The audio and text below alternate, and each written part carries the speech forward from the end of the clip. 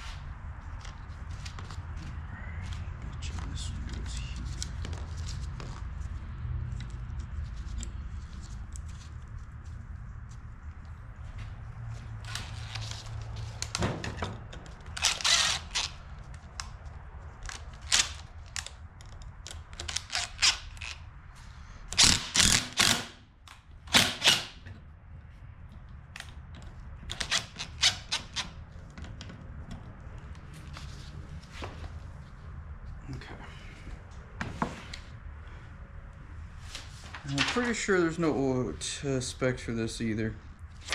No torque specs anyway. Let's see. Oil system.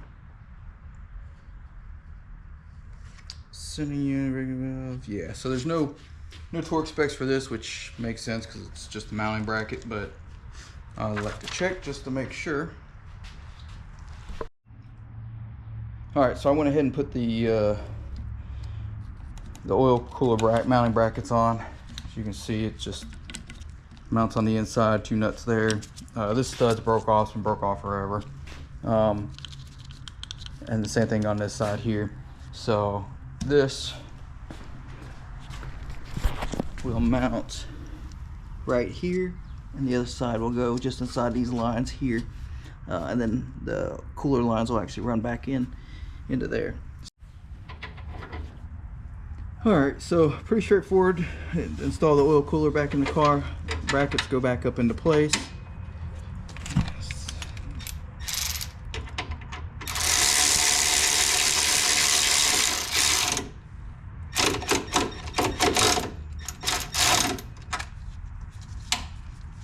Alright, just that one.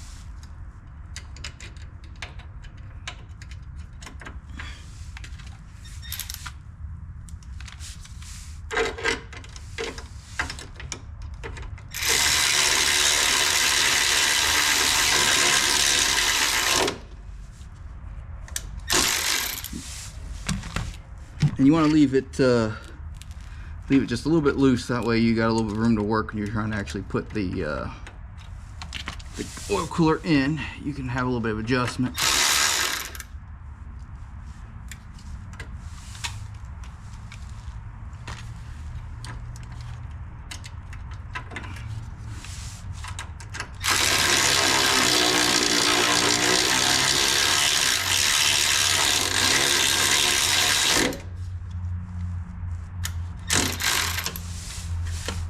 All back this one off just a little bit.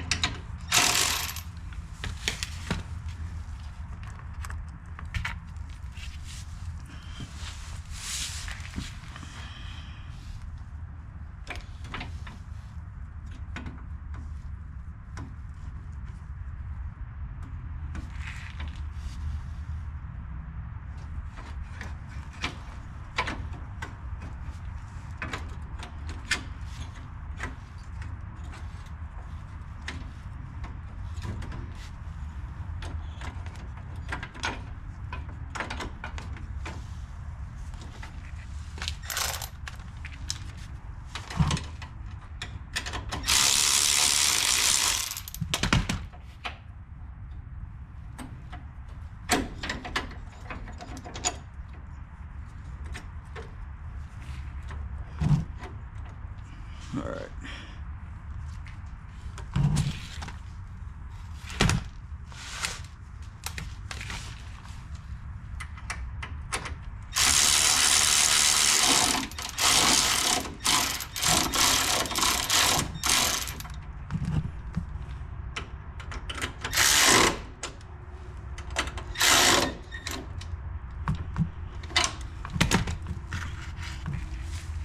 Now put the side screws on, or side nuts here.